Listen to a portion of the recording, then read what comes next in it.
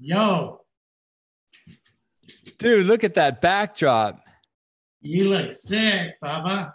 Why do you look so dark, Jay? I look dark. Do I look dark? You look tan, buddy. You look tan. You look like you live in LA. Is that your cat? My cat? Yeah. Oh, over there? Dog. I built this studio for you. Do you like it? I love it. I love it. I just watched your interview with Scott Clary. You watched the whole thing? Yeah. And you know what's crazy is that I'm friends with you and I've known you a long time. And that was awesome. I was kind of like, I was actually captivated. I didn't know a lot of that. Really? Yeah, that's hard. That's like, you and I have something in common that I didn't know. We were both homeless. It's what shaped our soul. That's what made us hungry, and that's what made us run for the prize. You were homeless in Italy with a stolen passport at the age of 15. I was homeless in Santa Barbara with a joint at the age of 22. I love it. You can go back and give it. You want just give me 1 sec. Thank you. Yeah, bud. So it's good to reconnect with you. It's been a couple of years, but it feels like. I feel like the last time we kind of hung was in Hawaii. Has it been that long? Yeah, like since me, and I haven't seen your wife since then. But my wife? Oh, we got divorced. We got divorced years ago, Jim. Shut up. You're married now? I'm 100% happily married to the same lady. She was, hey, that was a long time ago. I think she was pregnant there. Yeah, she was. And she was doing muscle ups, pregnant in the yard. Jim, you, so you are a LA kid who loved hair and makeup. And now, I don't know exactly how old you are, but 45 years later, yeah. 45 years later, you parlayed your love for hair and makeup into 3 companies: production company, talent management company, and what's the third company? What do you call that? Jim Jordan Photography. Yeah. I didn't have a mad love for hair and makeup. I had a mad love with transforming things to let people see how I saw the world. And I used to transform trees and bonsai bushes and climb in trees that had no shape or form and make these masterpieces out of them to get people's attention. And even pets, right? Even people's dogs. You gave dogs haircuts. You transformed a dog. Anything that had hair or anything like hair. Dog, horse hair, manes, tails, was doing crazy shit. So it parlayed into finding girls and guys and models, that people I thought could be models, that the world wouldn't have recognized it. And I would do their hair and makeup and beg my next door neighbor, Greg Glassman, to let me use his camera, or let him use the camera to take pictures of these people. And that's how it started. And he got really sick of it really fast and kind of gave me his camera and begged me to, and I didn't want to take it. I didn't know how to use it. It scared, intimidated me. So he basically grabbed me in a headlock and showed me how to put film in it and use it. And I was kind of off to the races, running, scared to death that I didn't have somebody doing all the technical stuff for me. For anyone, boy, people should really go listen to that podcast. It's the Scott D. Clary podcast. I'll put a link in the bio. It is really, on one hand, it's kind of that cliche story that never gets old. It's someone who is put underneath a ton of pressure and a ton of hardship. And instead of, even for years of maybe playing the victim, he overcame it and kicked ass. Thanks, right? Man. Yeah, thanks. what is the most common question you hear from people? Hey, I love pictures. I want to get into photography. I mean, do you hear that just over and over and over? I hear it a lot, and I hear a lot of people that come to me that want technical advice and what kind of cameras to get and what to use, and they, like, a lot of people are like, you have the coolest job. I want to do what you do. And I don't know. First of all, when they ask me what kind of cameras to get, I don't really even know the exact camera that I shoot with. And I'm really like the most untechnical, camera savvy guy there is. I'm really surprised still that I have a label or a badge that says I'm a photographer. When I did hair and makeup and I was traveling the world with Elizabeth Taylor, Whitney Houston, Kurt Russell, Nick Cage, Jeff Bridges, I was surprised that I was even a hair and makeup guy. I didn't understand that label that I carried around as well. And so why the photography thing, it's just kind of an extension of my hands or my arms and just how I live my life. And I have that piece of metal in my hand to capture the moments in my life, like kind of journaling or the way I see people. And it's more about what I love about taking pictures is the connection, the interpersonal connection I have. It's kind of like Simon Says, to get people to tell me things and do things that they would never give or share with anyone else. So it's kind of like an intimacy that I share with people that I can, when it's over, it's like, okay, it's over. And I like that, I did that. And I don't know how to put that into words or to express that, but it's really fun. And I really like doing that. When we used to hang on a regular basis, I remember sharing those thoughts with you, like, holy shit, I had a nickname for you. I wish I could remember what it was, but it was something about freedom setter. Everyone always felt free around you. Like, everyone always felt free around you. When people leave high school, you know, I remember people would say, oh my God, I'm so glad I'm out of high school. It's just a popularity contest. It's just a popularity contest. And now that I'm 48 years old, I realize life is still just a popularity contest, but what people value has changed. And so although Jim Jordan may have not been the most popular kid in high school, he's figured out what makes him lovable, likable, and popular now, right? For sure. Like, it was becoming successful was the way I got to be cool and the way that people accepted me and the way that it was okay to be me. And sometimes that's still not okay for certain groups and peoples and circles, you know? By that, I also mean, like,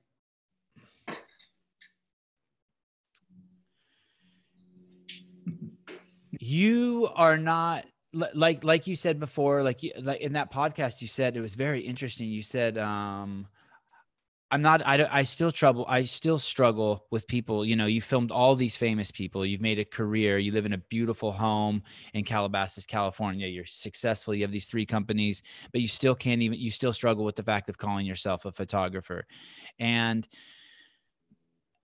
you didn't use your technical skills. That's the fascinating part about you to get where you're at. You used your people skills. You made friends, and you made friends with famous people, but not only that, but you made them feel comfortable. Whatever you did, you made them feel the way other people don't make them feel or can't make them feel. Yeah. And what is that? Do you convince them to be themselves? I think it's the way I share myself and the vulnerability I have, that when I'm giving everything of myself, it mirrors back to me. And so when I'm jumping in head first to get vulnerable and to share my brokenness or my passion or my love or my everything, it kind of, people feel safe to kind of let their walls down to let us have this engagement. And that's really what my the way my life has always flowed and why I've attracted some great things in jobs and careers and opportunities because of I don't want to say, it's just, I'm very loving, and I want to see life and meet people like I'm a young kid. And I want to not have opinions or expectations. I grew up with a brother that was very, right, and folded his arms and had the answer to everything. And I lived a lot of my life like that. And I knew when I was right and had the answers for everybody, it's where my life ended up stopping. And when I gave up my opinions and how life should look or be, and that's when the miracles started to really happen in my life. And I'd always been that way as a young kid. I've always been really very social and very loving. And I used to ask a million questions to everybody. And everybody used to always say, my sisters, my family, you ask so many questions, get away from us, stop asking me questions. And my whole life, I asked everybody questions. And I questioned everybody just because I was interested in them. Not asking questions to find stuff out about them, but honestly interested in people. And people, go ahead, sorry. People like to, it's like I like knowing about people. I like hearing people, and people like to tell stories about them. And I don't think a lot of people get to share that enough for people that are that interested in who they are. But I'm a really good listener, and I really have a heart for people. I love people and being intimate with people on every level. And you walk into a room with someone famous who deals with tons of people all the time. And how long is a shoot? Let's say you have a shoot with someone famous. Let's say whoever, and you've never met them before. How long do you have with them? And before you are, like, the second you walk in, you have to already be in that headspace to start becoming intimate with them, to let them know you're safe, to let them know it's okay, to let them know you have your best interest. And can you tell us how you do it? I mean, you touched on it a little bit. And what if you're not in that space when you walk in the room? First of all, whenever I have a shoot, I'm nervous. It never goes away. I'm always nervous, kind of like have a little bit of, not anxiety, but I'm nervous. I'm wanting everything to be perfect. So my nerves aren't like, I don't know what I'm doing or how I'm going to do it, but I'm always a little kind of, I hope this goes amazing and great. And what are they going to be like? Are they going to like me? Am I going to have to write all of it?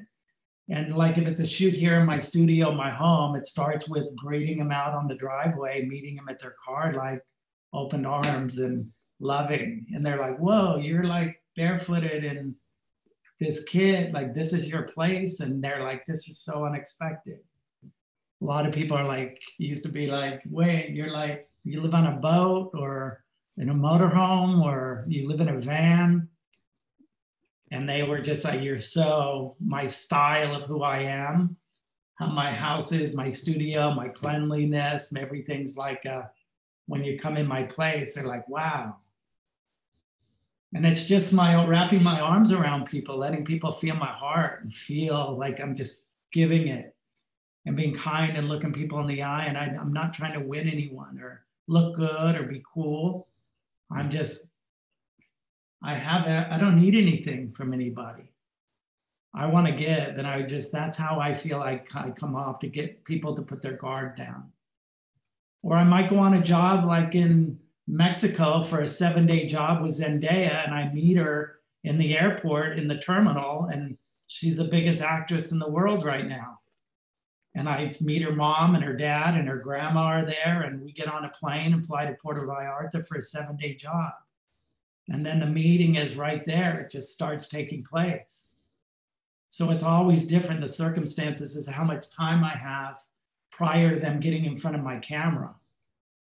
And a lot of times they're in the hair and makeup room getting their makeup and hair done. So I remember as a makeup artist, the models and the actress would be in the makeup room for the first 2 hours with me. Photographers never even came in to say hi. Then the model actress would get done and go out to the set and meet this total stranger. And I'd always be like, that's so weird. Like they don't come in and try to connect with the talent while they're getting their makeup done, just to kind of be fun and chill and hang out. And I always knew when I was going to have that opportunity to be a photographer, my relationship started there. It started being involved and in the room with them and becoming like the tribe, the fun, the team. And so when I used to work with big famous models, Cindy Crawford and them, and they'd walk out and meet the photographer for the first time, they were always like looking at me offset instead of the photographer. They're like, hey, talking to me.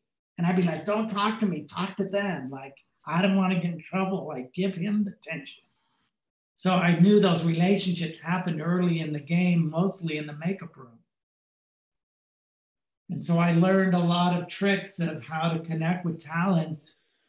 And, you know, I did hair and makeup 15 years. Now when I'm doing photographing a movie star or a model, supermodel, whatever, I'm in the makeup room saying, here are my vision boards. Here's my boards. I have these boards that I'm constantly making. I don't know if it shows. And no, you got some. And I go through these boards with my models or the actress. And I say, here's my vision for this shoot. Here's how I want your hair. And I'm articulating that to the makeup and the hair people. And right away, the model or the actress is like, whoa, this guy, he cares. This guy's like an artist. He's not just a photographer. Like he's got finite inspiration and detail for the clothes and the makeup and the hair. I don't just leave the things up to everybody coming on the set, which a lot of shoots and photographers do. They hire great makeup and hair people and stylists, and they just check out and go, you guys do it. Like Picasso never let other people touch his canvas. And I work the same way. If I have an idea or a vision in my head, I'm responsible for that. I can have people help me, and I need other arms through as extensions of my eyes, my arms to help me articulate and execute it. But ultimately, I'm the one that's going to be in trouble if the pictures don't look good or the makeup's bad or the hair. And so coming from the behind the scenes doing makeup and hair for 25 years has really helped me have a detailed eye for detail in every intricacy of my photos. And hone your intimacy skills and your talking skills and your comfort skills with them. Absolutely. Jim, two things I want to touch on about being nervous and then also about not needing anything. You said not only do you want to make people beautiful, but you don't need anything from anyone. When I was homeless, I realized that people will love you as long as you don't tax their shit.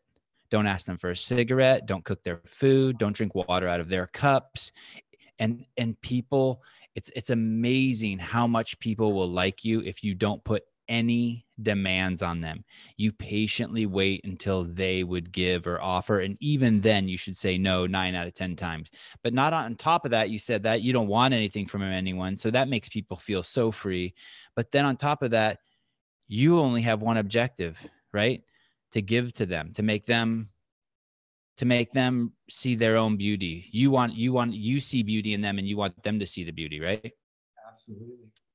I don't really even like people asking me a lot of questions about myself.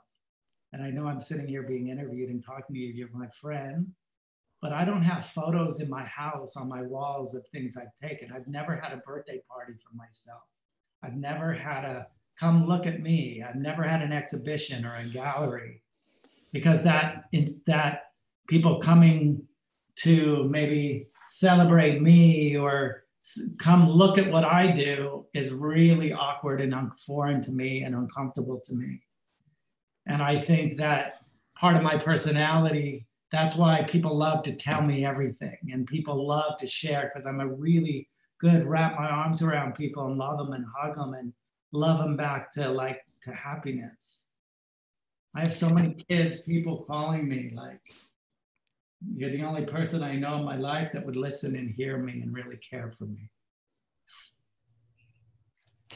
Jim, when is the last time you've taken a day off?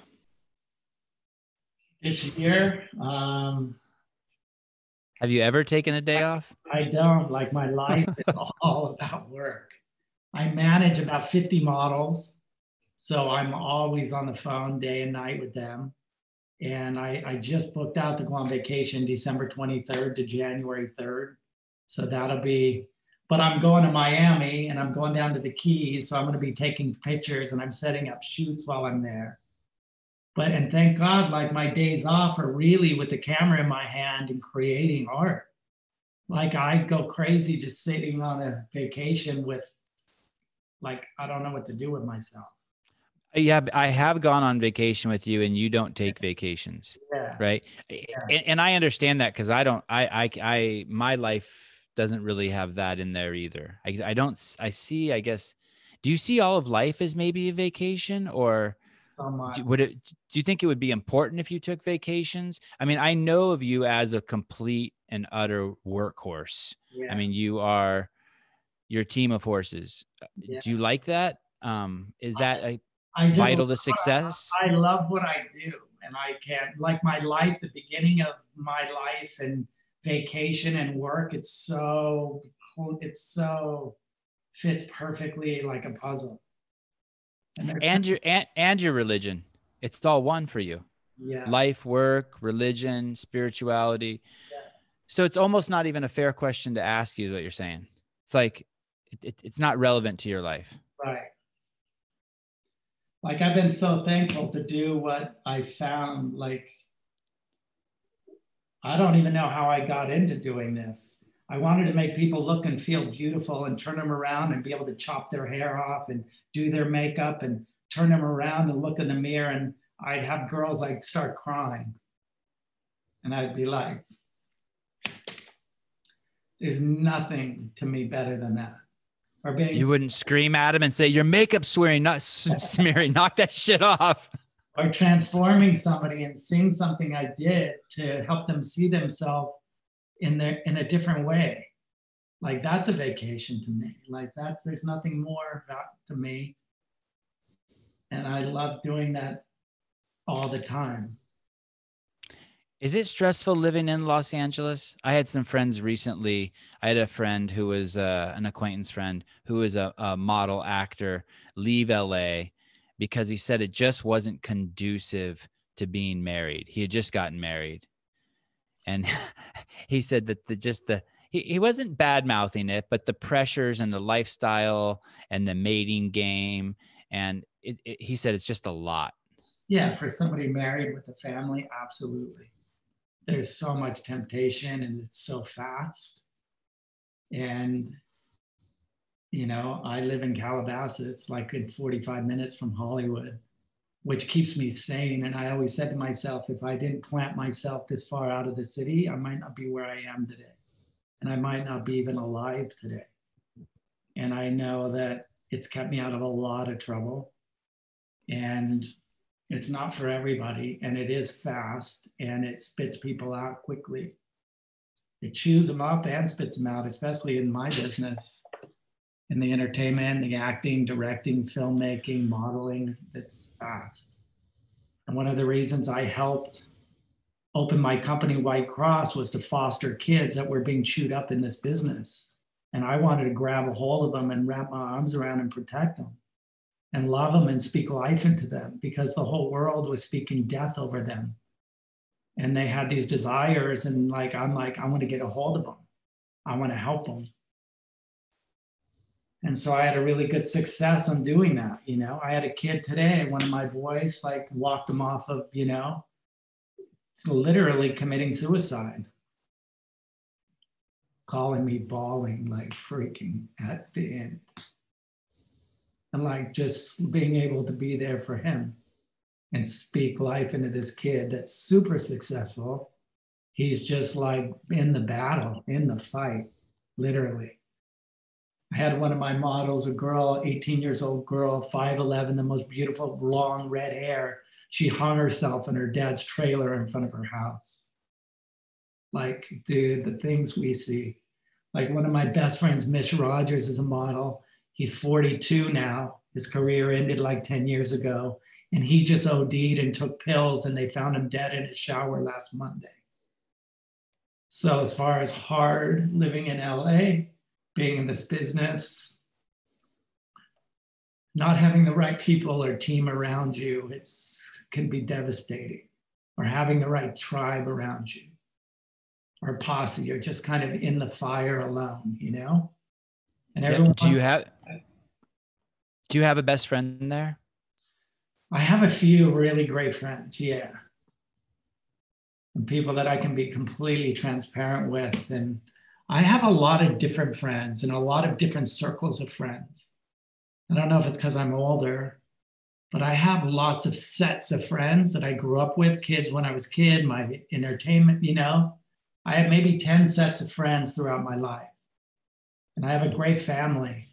My sisters are in Santa Barbara, my brother, my family's really loving. I don't see them as much as I'd like to, but I have some really strong foundation of people that I know love me. And I got a really cool team of people I'm with every day in my company that I sit with every day and can be really real with, that get me, you know? When you see someone who's beautiful, how do you distinguish between, and maybe beautiful is not the right word. You fill in whatever word it is. How do you distinguish between what Jim Jordan finds beautiful and what you know will present to the world and the different mediums will find beautiful, like photography, film? And is there a distinction between the two? There is. And I think that I developed an eye to spot it before the rest of the world might be able to see it, is because of my gifting doing makeup and hair. And then my gifting as becoming a photographer and seeing people the way a camera might see somebody, or seeing what's under the veil. And I can look at somebody's bone structure and they might look alien and really horrible with no makeup and be bullied and picked on. But I can see past that. And that's why the girls, the supermodels I've discovered that have been the 5 of the biggest models in the world in the last decade were because everybody saw those girls, but nobody saw them in the way of, this girl's a superstar. And I think those were the gifting that I had by my experience. Is it better to better might not be the right word. When you found Taylor Hill, is that correct? Am I describing that situation right? When you found Taylor Hill, she didn't want to be a model, right? She was just some kid somewhere, right? Yeah, she was in a dude ranch in a barn in Granby, Colorado. She had a baseball hat on her and glasses. And I saw this girl, she was 14 at the time. And right away when I saw her, I was like, no way. And I could see her through the baseball cap and she had clear like reading glasses on. And I went up to her, I was in scouting in a barn. And I said, hi, what's your name? She's like, Taylor. And she was looking at me like, who is this man talking to me? I go, is your mom around? She goes, yeah, she's out there. So I went and talked to her mom. I go, I think your daughter could be a model. I'm a fashion photographer. I'm here shooting for Macy's. And I had my crew was all around, so they saw. Oh, okay. I was going to be like, man, doesn't that freak parents out? Like, who is this guy? And they grab their kid. It does freak them out big time. That's why I always like being with someone else when I'm there with a woman or something. And that's so kind of how I discovered Taylor, you know? So my question is, do you prefer to work with someone like that who didn't have aspirations to be a model, or do you prefer, and what are the different types of personalities, or do you prefer to work with the 18-year-old kid who moved from Omaha or from wherever, Nebraska, and it's their lifelong goal to be on the cover? I work with the people that have never expected it. I say that again. Sorry. I so would rather work with the people that never had any inclination if that's what they could even be. And for me to have vision for them the way I see it, and to connect with them, to speak my vision so they could start to see it for themselves, there's nothing better than when my vision that's so big for somebody. A lot of people have such big vision for, they look at me and they're like, me? You see all that from me? Like, that's crazy. Like, no, what? You think I could? And then we're after working with them, watching them start to grasp, even to see that for themselves is the best part of what fulfills me. And then when I actually see them stepping into that gifting, it makes me so happy. And that's what I do.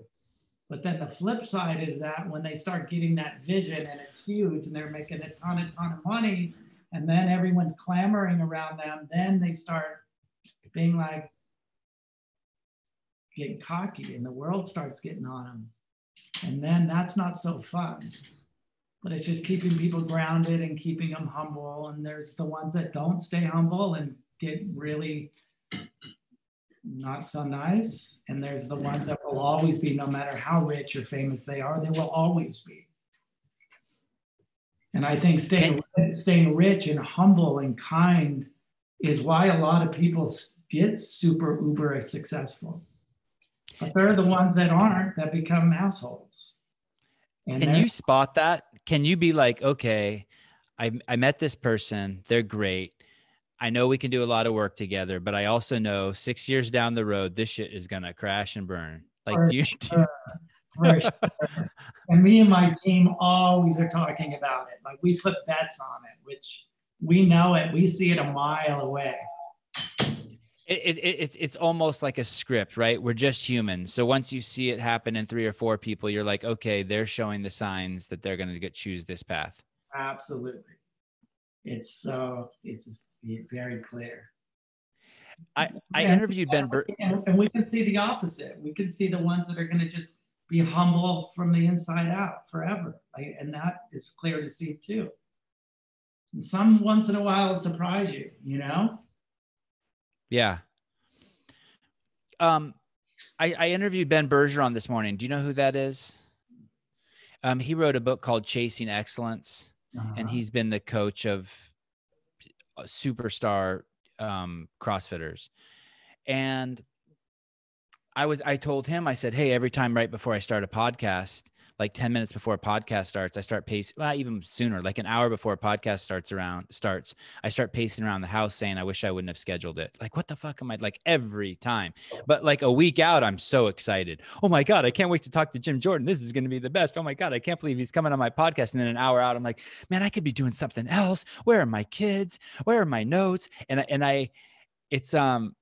I almost feel like I have to grab myself by my neck and slam myself in the chair. And then when I'm done, I'm high as a kite, right? Yeah. And so I kind of relate to that. A month out from a big shoot with Leonardo DiCaprio, you're pumped. But an hour before, you're like, holy shit, what, like, is the coffee machine going to break? Are they going to turn the power off because it's windy in LA? Like, what the fuck is going on? That's exactly how I feel. Same as you, my man. Every time. Or I'll do he said it's a good thing. He says if you don't feel that nervousness, that means that you've become complacent. Yeah. I used to always work with Nicolas Cage. I do his hair and makeup for a lot of his stuff. And we'd be on trips. He just won the Oscar. And I was in Las Vegas. And I was doing his hair and stuff. And he was just starting a new movie. And he was talking how nervous he was. And I was like, dude, you're like an Oscar. You just won an Oscar. What do you mean you're nervous? He's like, dude, I get so nervous, like panic attacks. Every movie, every job. And we're like, dude, why? And he's like, if I'm not, there's something wrong. And I always remember Nick, at the prime of his career, was how mortified, nervous, that he wasn't going to be good, that he sucked, that he didn't know how to act, that he forget his lines, like he just didn't feel like people were going to like him. And I was like, wow, it's every creative, I believe, has that wanting to have the excellence and for themselves, you know? And that's interesting what he said, that kid, what you just told me. Yeah. Has it always been people you've shot? did you ever do cereal boxes or landscapes or Shot, cars? yeah, I do. I've shot cars. I've done car commercials, car campaigns for BMW and Mercedes Benz, and I shoot a lot of jewelry, still life jewelry, but not like mostly lifestyle type of things. So if I shot a jewelry campaign, I'd shoot the models and then some product on location in the desert or laying in the sand or kind of artsy kind of product shots. I love shooting landscapes. I love that. Like if I'm on vacation, I shoot landscapes because if I don't have models around, I'll shoot the lake or the clouds or whatever I can find, you know? But yeah. In the interview with Scott Clary, you talked about this black box, and the black box was filled with photos that I've been on a photo shoot before, and you've told everyone, "Hey, I better not fucking see anyone take a picture." I've heard, I know the rules when there's a big time shoot going on, and you would, as a young hair and makeup guy, you would steal photos, not steal other people's photos, steal your own photos. While they were taking a break, you told a story of running down the beach with Cindy Crawford at lunchtime, and then being like, "Hey, can I take some pictures of you?" And she accommodated you. And then you had dozens of stories like this. Yeah. And this box over the years, and you didn't share the photos. And over the years, you filled this black box with these amazing photos of beautiful, not beautiful, famous, not famous, but your favorite photos, it sounded like. Yeah. And you never showed it to anybody. Mm-hmm. And then there was the story of, finally someone said, "Hey, man, we know you're taking pictures. We demand to see the photos." And it's sort of like a Cinderella story. And your career takes off as a photographer. But what I want to know, is there a black box now? And what's in it? Is it those landscape photos? Or are there photos you take that you like, but you're still to this day maybe insecure as an artist still to share? Or like, I feel like you know me so clearly. It's so crazy. I have in my computer, I have an active folder, and an active folder is any shoot that I do that I haven't put out to the world. And it is so long, and it's so risky, and it's so personal, and it's so like even the thought of what I would even put out, it's so like, I just sits in there because I'm like, and it's like, what do I want to reveal of myself? What are people going to think? I don't want to be compared to, but yeah, I have a lot of pictures and art that I'm really, and I don't know why, but I have, yes. Do you think that's, I don't know if this is true, but I heard when Prince died, he had a vault full of more recordings that he had never shared than recordings he had published. Do you think that's the same thing for musicians too? Like they have that active folder, but they just can't? Absolutely. So much, yes. So the insecurity of being an artist and being judged never goes away? No, I don't think so. I don't know. I don't think so. It's just like the bandwidth of the people I have that can help me even get it out for how fast and how much I'm shooting. Like at these days, I shoot so much, as you probably do and know. It's just endless. It's so overwhelming. Like, what to grab, which one. It's just, I have so much to do. Like I'm doing an exhibition in Monaco at the Prince and Princess in Monaco is doing an exhibition, an all green exhibition. And I'm doing these series of naked people in trees. And then I'm doing one with underwater with seaweed, these seaweed naked people wrapped in like seaweed, like part of the ocean. So I'm doing these galleries and just the thoughts of like which images to pick and which image to display and to share. It's like, it's daunting task to me. Like have you already done those shoots? I've done the shoots and I'm still shooting for them, but yeah, I've got 800, hundreds of shoots that I've done.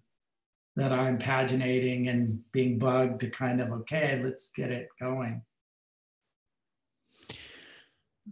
But I'm always dragging my feet. I'm always like, oh, it's just not like, I don't know. I'm working with the editor of American Vogue is curating the project. Ivan Shaw, he's the head of Condé Nast. And he's always been bugging me. He's like, hey, why don't you ever add a gallery?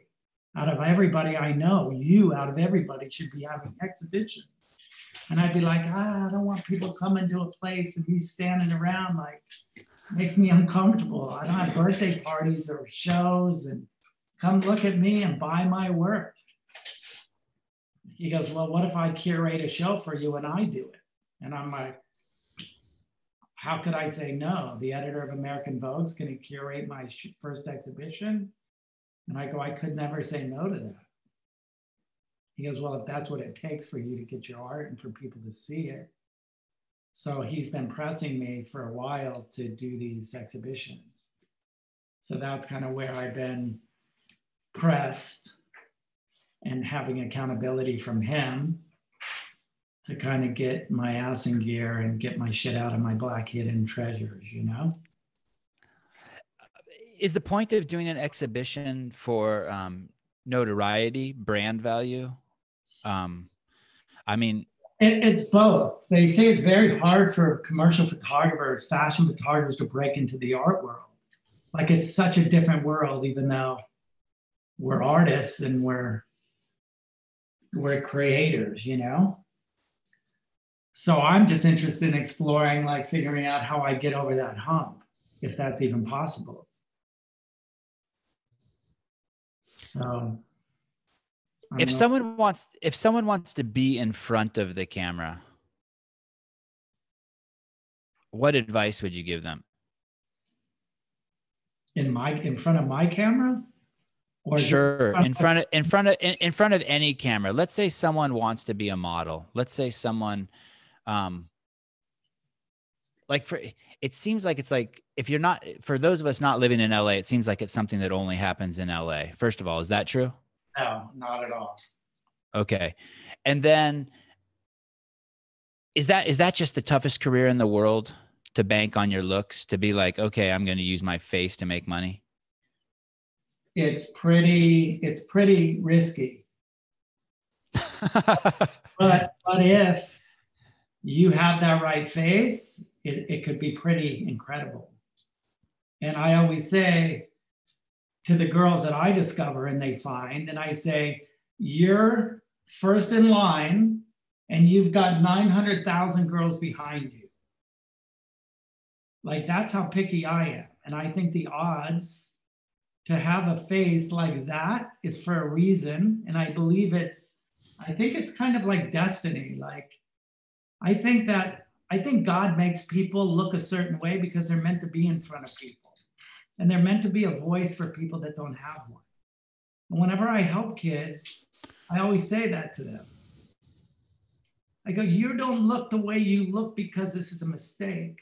I believe you look the way you look because you're to have a voice for people that don't have one. And they're like, and I believe that. And that's what those are the kind of people I want to help. And those are the people I want to get behind. Even if they don't see it for themselves. Do a lot of these people take their voice or their power seriously? Do they take their influence seriously? 50% of them. The other 50% want to party and hang out and just be players and be in the social scene, and they're still insecure, so they don't take the power by charge. They're still trying to fit in and be accepted, opposed to just like, I'm good. And I've seen people really do it powerfully.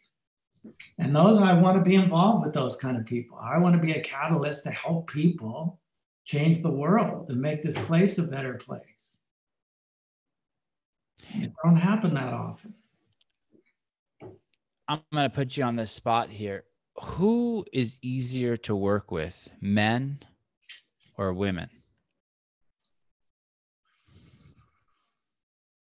Man. And you have a stable of a pretty vast stable of both. Men are easier to work with because it's not as demanding for men.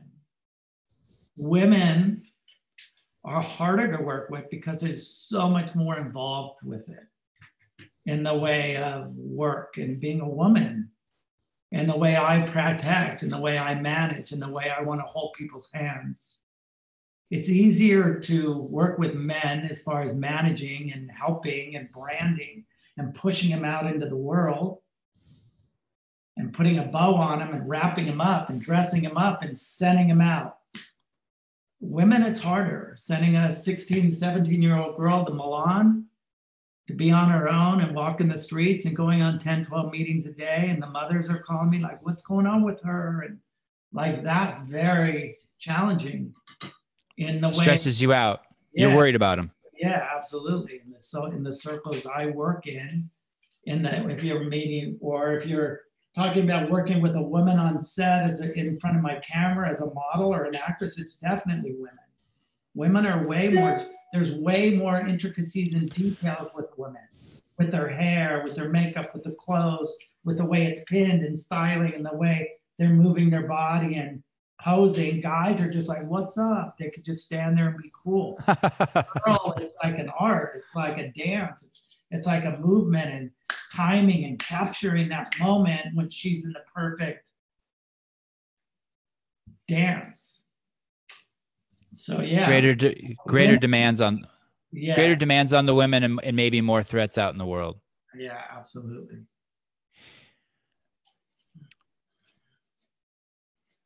Are there models, actors and actresses who you see them and you're like, oh my God, how's this going to work? Like, they have no presence. They're insecure. They have blah, blah, blah. And then the second they get in front of the camera, it's a completely different person. And you're kind of like, holy shit. Absolutely. It's incredible. Can you give me an example? What's that look like? Shoulders forward, you pull the camera out, shoulders back, or? And that's, to me, like the love of the game for me is what excites me. Like the girl playing Jane Sally walks up the driveway to the shoot, no makeup and no hair. She disappears for an hour and you walk in and you're like, what? Who is that? And she's all hunched over and she's like, what's up? And then she walks out, puts the heels on and walks out on set and pulls her shoulders back and boom, she's this completely different thing. And you're like, whoa. And I remember when I started doing makeup and hair for Herma Newton and Herb Ritz and all the biggest photographers, and working with those like supermodel girls where you see them with no makeup on and you'd be like, she's not even a model. And then watch that transformation. I would just sit back like, I'm watching the best movie I've ever seen. And I was in awe, like, whoa. Even how they moved and they got into their woman and their girl, and the camera shuts off and they're just like, they fall like they're a puppet that just lost its strings. And you're like, what? And then boom, the photographer picks up the camera, she steps back on set and flying through the air, like, oh my God. And you're like, what? It's like the best movie or actress you've ever seen. And it's what's so fun for me. I live for it. It excites me just talking about it. That's one of the best things that's ever happens on set, and working with people and watching the transformation. What is something, do you have a list of things you want to do? And if so, what is something in this long career of yours that you haven't done yet that you're like, man, I'd really like to do that? I want to make documentaries, and I want to make some really dope short films and documentaries. I apologize about your love for documentaries. Don't do it, Jim. Don't do it. Like short ones, like 15-minute ones. Okay, I approve. Like 10-minute documentaries. And I want to tell stories. I want to share things. Like, I want to really share things on how I see things. They were like, you're so good with actors. You're so good with people. You should be directing. Let me send you some scripts to read. And I'm like, I'd never want to go away for a year and film somebody else's movie. Like it never interests me to do that, even though I love What about your movie? What about writing your life story? It's fascinating. I have been. I'm working with a woman named Joan Riley Ford. She's a 10-time New York Times bestselling author, and she's writing a biography about my life. And we're probably on the 13th chapter right now. And it's going to be a screenplay and it's a film. It's going to be a film and it's a documentary. And I've been writing it for like the last 9 months, 11 months with this woman. And it's pretty nostalgia, like bringing all of that life back of where I am. So when you say a film, would you direct that film? I don't know. I don't think I'm going to direct it, but I want to. My film is it's a segment of my life of what the movie would be about. It's about a young coming of age kid that was picked on and didn't fit in anywhere.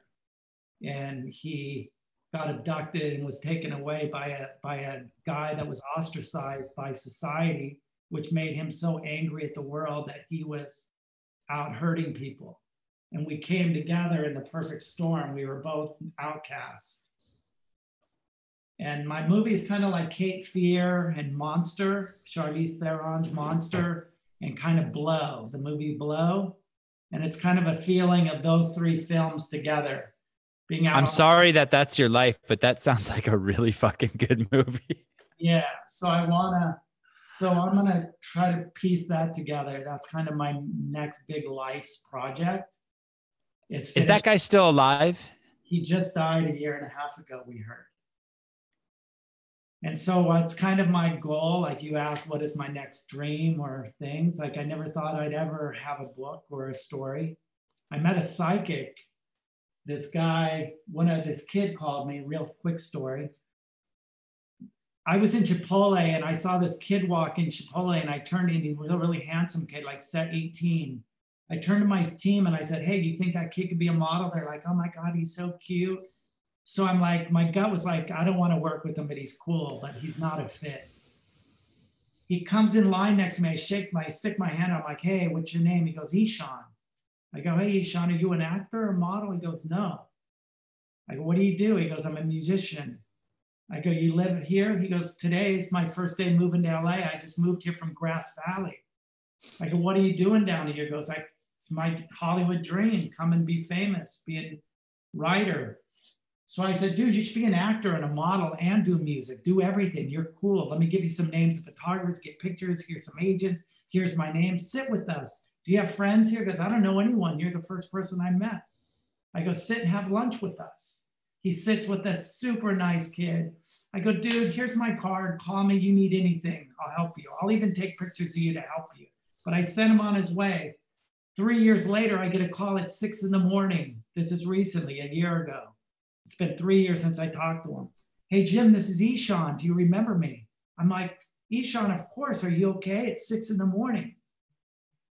He goes, I called to thank you for everything you've done for me. And he goes, I've been in LA for 3 years and I've never met anyone that ever wanted to help me do anything. And he says, I want to see if I could take you to dinner tonight. It's Friday and there's a restaurant in Calabasas called The Six. And I'm meeting a friend that I'd love you to meet my friend. And I'm like, who's your friend? He goes, oh, he's a medical intuitive. And I go, what does that do? He goes, well, it's a long story. He saved my mom and dad's life when I was a kid. And he goes, I'd really love you to meet him and I'd love to buy you dinner and thank you for what you've done for me.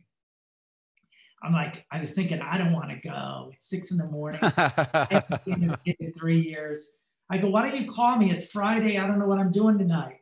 Call me at the end of the day. I get off work at 5 and I'll see if I can make it. I'll look at my calendar. 5:30, I'm upstairs just jumping in the shower. He calls. Hey, Jay, you asked me to call you. It's Ishan. Can you come to dinner at the 6? I knew right then I needed to go. I just knew, no question. I jump in the shower. I go down there and this 60-year-old man sitting there from London. Hi, Jim. Hi, Ishan. I give him a big hug. He goes, can I tell you why I called you at 6 a.m? I'm like, I thought you called to tell me and thank me for being so kind to you and nice. He goes, no, that too, but I got a call from him at 5:30 in the morning. And he said to me, who's a guy named Jay or JJ, or it starts with the J? He helped you on your very first few days when you moved to LA years ago. Who is this guy? He goes, oh, Jim Jordan, JJ. You're to call him when I hang up the phone. You're to call him and thank him for everything he's done for you. And you're to invite him to dinner tonight. There's a restaurant I think I'm picking up of a name called the Six, the number 6 or something. It's in Calabasas and he's gonna show up. I'm getting on a plane this afternoon. I'm flying into Burbank and you're gonna pick me up and bring me to the dinner because he's gonna be there. And I'm like, I'm looking at this old man. I'm like, wait, you called him at 5:30? I go, where do you live? He goes, in Arizona. And I'm like, that's crazy. I go, what do you want? Am I dying? Like, what do you want to tell me something? He goes, no, I've come to hear your story. And I'm like, what story? I go, dude, I got so many stories. I don't even know where I would begin. He goes, well, it's 7 o'clock. This restaurant don't close till 2. I think we got some time. Why don't you just start from the beginning? So I start from the beginning and share my life. He starts crying. He's like, dude, like, I was told and obedient to be here to hear your story. He goes, your story is going to help a lot of young kids, especially kids that are suicidal and have lost their way. And he goes, there's somebody coming alongside of you. And I don't know if you've ever thought about writing a book, but someone's coming alongside of you. They're not in your life now, but you're going to be writing a book and a screenplay about your life, and it's going to save thousands of kids' lives. And I was like, I wouldn't even know how to write a book. He goes, well, this person's coming along, so get ready. So I tell this man all these things about my life. And I said, how do you know all this? Like, why me? Why you're in Arizona and I came? He says, last Monday was the 3-year anniversary of your father's passing. And I was like, and I grabbed my phone, and my sisters that week, I didn't know when it was, but they sent me a picture of my dad. They were like, we miss him. We can't believe he's been gone 3 years. And I looked back to that Monday, and that was the day. And I looked, and the picture was there. I started crying. And I'm like, how do you know that? And he goes, your dad came to me this morning and woke me up. And I just stared at him like, what? He goes, your father is so proud of you. And he told me that I needed to meet his son and that he has an incredible story. I'm like, this is crazy. He goes, I want to know what the significance of Calabasas and your father is. And I was at a restaurant and I could see out the window. It was like 10, 11 at night now. And I started pointing behind the guy and out the window. And he turns around and he looks. And he goes, what are you pointing at? There's nobody in the restaurant. I go, do you see outside across the street that restaurant called the Sagebrush Cantina? He goes, yeah. I go, my father owned that restaurant. And that's why I'm here in Calabasas. He bought that when I was 4 years old and it's a landmark. And my dad was very involved with Calabasas. He goes, okay, that makes sense. So I was like, that's crazy. So I start talking. And then I was representing Jeremy Meeks, the hot felon, the prisoner. Yep. And I got a call like 6 months later from William Morris. And William Morris said that there's a writer, a New York Times bestselling writer, that wanted to do a documentary on Jeremy Meeks. But she wants to meet Jim Jordan because she thinks he's like the Jerry Maguire behind all these superstars. So I was like, got lots of book deals and offers, and I turned everything down. I'm like, whoa, I'm with William Morris. They're pretty legit. Maybe I should meet this New York Times bestselling. So we're like, have her come out. So she comes up the driveway. Beautiful 35-year-old, dark-haired, blue-eyed girl, New York Times bestselling author, gives me a big hug in the driveway. I walk in. She goes, I am fascinated with Jeremy and his story and being in prison. And you made him like the biggest star in the world. I follow everything about him. She goes, I want to know about you. Like, tell me your story. How did you find all these supermodels and do all this? This is incredible. So I start sharing my life and my story. And she starts crying. She goes, can I hug you? She gets up in my office and gives me the biggest hug. And she's like, oh my God, like your story is so touching and it's so like honorable what you do and how you help people. And she goes, for some reason, I don't think I'm here at all to write Jeremy's story. She goes, I feel like I'm here to write your story. It is so much more profound. Like, this is insane. So I go, Joan, how would you write a book? I talk and you just write? She goes, no, my shoulder's so sore. I'm supposed to have shoulder surgery. I record everything and I put it in a computer and I just fix the mistakes. I go, I have to tell you a story, Joan. I met this kid named Ishan in Chipotle. And I met this dinner and I went and told her exactly what I just shared with you. Yeah. Do you mind if I get him on the phone? I want you to meet him. So I get him on the phone. I haven't talked to this man in 6 months. So I FaceTime him. He answers, Jim, how are you? And I'm like, hey, Andre, what's happening? I go, I want you to meet a friend of mine. Her name's Joan. Will you meet her? So I turn the camera to face Joan. And he goes, hi, Joan. She goes, hi, Andre. Nice meeting you. He goes, Joan, what's wrong with your right shoulder? You look like you're in a lot of pain. And she goes, oh my God, I was just telling Jim I'm supposed to have surgery. I have a fucked shoulder. And he goes, do not get surgery. He goes, don't get surgery on that. I think I can help you. And then I'm like, Andre, remember I met you 6 months ago and you told me someone was coming alongside of me to write a story about my life?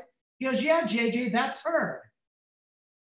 And Joan's like, oh my God, this is crazy. And so that's how my book started to happen, because of this woman's writing my book. Is your whole life like this? I don't know. It's kind of like fortuitous and synchronicity. Yeah, it is. Like, I did the artist way when I was in my young 20s, and I was a makeup artist, so frustrated. And I knew there was much more to my life. And I was stuck like doing makeup and hair, and I was working with all these entrepreneur photographers and rich people. And I just felt like I was this little peon on the sidelines. And I knew I had such a bigger call in my life.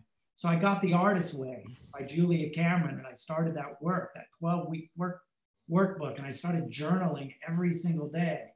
And my third week into journaling for 3 weeks, 7 days a week, I became a fashion photographer. I got an agent in New York. My whole life shifted. Boom. It's a magical book. Dude, and then the 6th week, I fell in love with the love of my life and was in a 15-year relationship with her. My 6th week into the book. And I never had a long relationship ever like that. Spent 15 years. Did I ever meet her? No, spent 15 years with her. Met her in an Did you get married? Yeah, I married her under the stars in Joshua Tree, naked, under the stars with her. She had a big turban sheet on her head and like a sarong topless. We got married. Holy shit. We got married on the jumbo rocks under the stars, like between me and her and God. We didn't have a big wedding ceremony. It was just between us. And I spent I never knew it. And she changed my life. And we used to travel with the Smashing Pumpkins. Her best friend was Billy Corgan from the Smashing Pumpkins. And me and her were inseparable.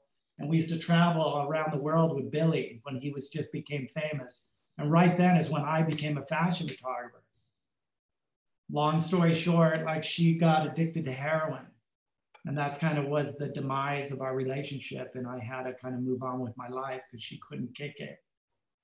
And so that was kind of a really big lesson learned, and a lesson to learn on how I knew I could love somebody that way. And then how painful it was losing that.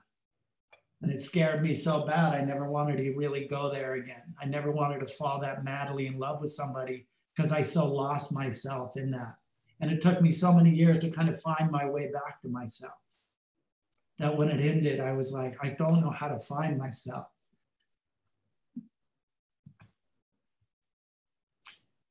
That's scary. Yeah, it was so scary. Jim, the story you told about Ishan and the book and this lady coming into your life to write the book. Yeah. Is that happening to everyone, but you're just aware of it?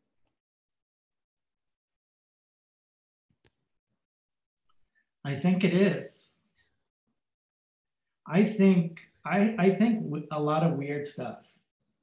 And I think some of it's spiritual. And I think like the world thinks, and I think on a spiritual level as well. And I think that everybody in our life, even passing or sitting next to us in a restaurant, is there for a reason. And I think that when I am aware of that and I start reaching out to say hi to people and to find out why they're around me, is when miracles and things happen. There's this phrase, people who don't speak to strangers don't speak to angels. That's insane. You're amazing, Sevi. God, Baba. I heard Matthew McConaughey came out with the book and he was on Howard Stern. And unfortunately, I only listened to like 10 minutes of it. But he said something so interesting. He said that once he became famous, he was just surrounded by the same people all the time. And I'm not sure exactly how he worded it, but I think he said, and so everyone around him was mirroring him perfectly. And so basically it sounds like he was going to go into the fact he was losing touch with reality because he was never seeing strangers. He was never getting new feedback into his input. Yeah, wow. And I bet you it's like that for a lot of famous people, right? And it seems like you go out of your way to make sure that doesn't happen to you. Yeah, dude. It's so important. And every time I'm conscious of that, like these people around me are here. A couple, maybe 1 out of 10 is here for a divine appointment. I'm telling you. And every time I start thinking of that, and then I go around the room and shake hands and talk and introduce myself and just give my love and care for people, I'm sure enough. Like I go out to a club or I go out to a Hollywood party or the Polo Lounge for dinner or wherever. Every time I come home, my team can't even keep up with the networking, life-changing people I've met, and they're like, whoa,